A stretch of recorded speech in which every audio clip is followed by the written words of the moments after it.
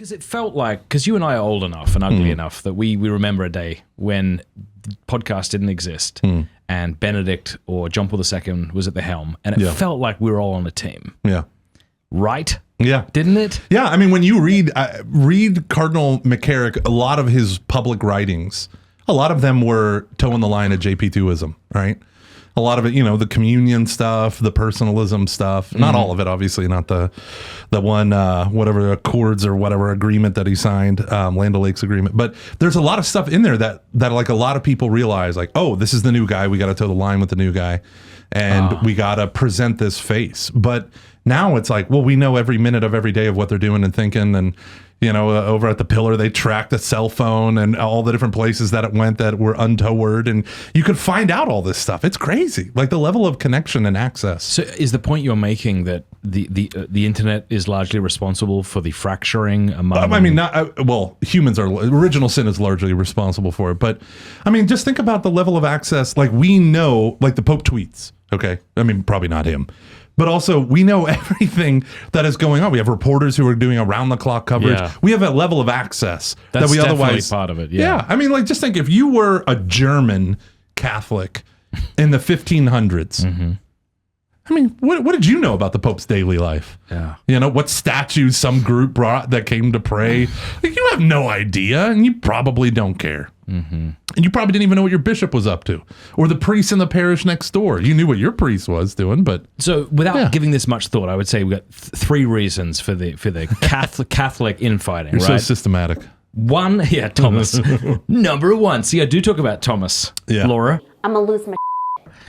One is, as you say, like we know everything immediately. Unprecedented That's access. So unhelpful. Yeah. Two would be having a very unclear, I'm saying that as charitably as I can, Pope.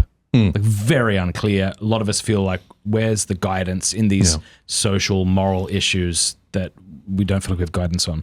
And then third, it was like, we all have a megaphone now. Yeah. Like, I'm talking about you and me. I'm talking about like little people who spoke like us, like not McCarrick or whatever, but like we spoke on platforms at high schools, at these public events. Yeah. But now we all have these gigantic megaphones that are reaching hundreds of thousands of people. So I would say those three things together maybe are either bringing out differences we didn't know that we had, or maybe we realize there's time for a shift in how we evangelize or what we put our emphasis on that's shifting. Yeah. We can stop talking about this if it's not interesting. Well, no, I was just thinking like, it is funny with the power of this medium, which is why this medium needs to be respected, right? There needs to be more discipline, more discernment in this medium, because or if there's going to be less deliberation before you get on the microphone, your audience needs to be the type that receives it that way. Like, so. This is just a casual conversation. Yes. I mean, we didn't prepare anything. No, you literally told me not to prepare and not to preach. Yes, to make it totes cash. But like, think about this: like, if we, because we have audience, like, so I'm about to do this youth conference with thousands of kids. Every week I produce a podcast. I produce 2 podcasts that have more listeners in that 1 week that it's released than 3 of these conferences. Your listeners, how many subscribers you got? Where's your countdown clock? You call yourself a YouTuber? You need to have the clock. Oh yeah. Is it really? Come on. How much? 362,000. No, just 362. 362 people. Oh man, why am I wasting my time? I gotta go. I need an audience. But like, I mean, just think about that. This clip was sponsored by Hallow, and I have to say it's very easy to promote these guys because their app is probably the best app I've ever used. Not just Catholic-wise, but just all apps ever. If you want to grow in your prayer life, if you want to learn how to meditate, if you want to listen to excellent Catholic audiobooks, you can't go past Hallow. Go to hallow.com/Matt, sign up over there, and you will get access to the entire app for free for 3 whole months. So what do you got to lose? Here's the answer. Nothing. But like, I mean, just think about that. Like, and then how that affects our brain. Yeah. Right? How that affects our self of like, I get to speak into these issues. And it's like, you don't have any maturity, Gormley. What are you doing speaking into these issues? Yeah. But there also is a reason why certain people bubble to the top. Okay. That they can navigate these things. Right? How many people do you know could sit down in front of a microphone? Because this is performance, as much as we pretend like it's not, and as much as we're drawing on our friendship and stuff. But this is still performance. How many people do you know could do what you do? I don't know very many. Oh, I think everybody could do this.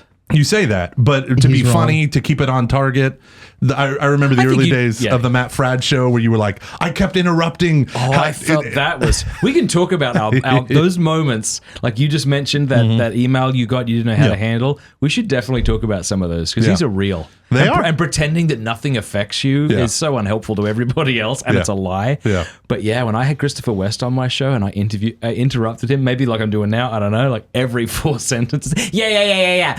I got torched. And rightly so. Like I listened back to him like, But it is that funny was because Christopher painful. West, though, as I interrupt you, Christopher, and that's now going to be a thing the whole time. He is.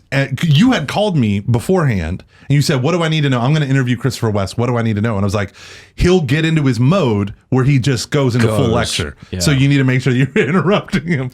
And Yeah, and that, he did. So I think people of his age bracket who maybe were used to speaking on EWTN and Catholic Yeah. Answers Live, Yeah. they had the perfect answer for the particular question. Yeah. Like, what's your thoughts on, what do you say when the Protestant says this about contraception? And they've got like their 8.5 minute Yeah. perfectly worded response, right? Yeah. And then more than that, he does courses where he has honed his craft so well that he can speak very convincingly, articulately on a particular topic.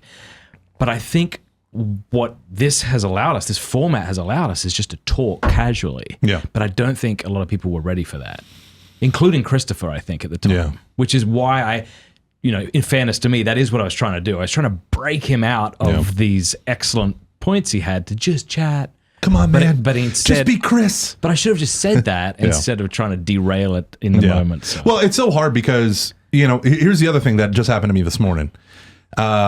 Or was it yesterday? Yeah, it was yesterday. I started going back and forth in this conversation with one of my favorite listeners, and she knows who she is. And she was critiquing something that I had said in the previous episode.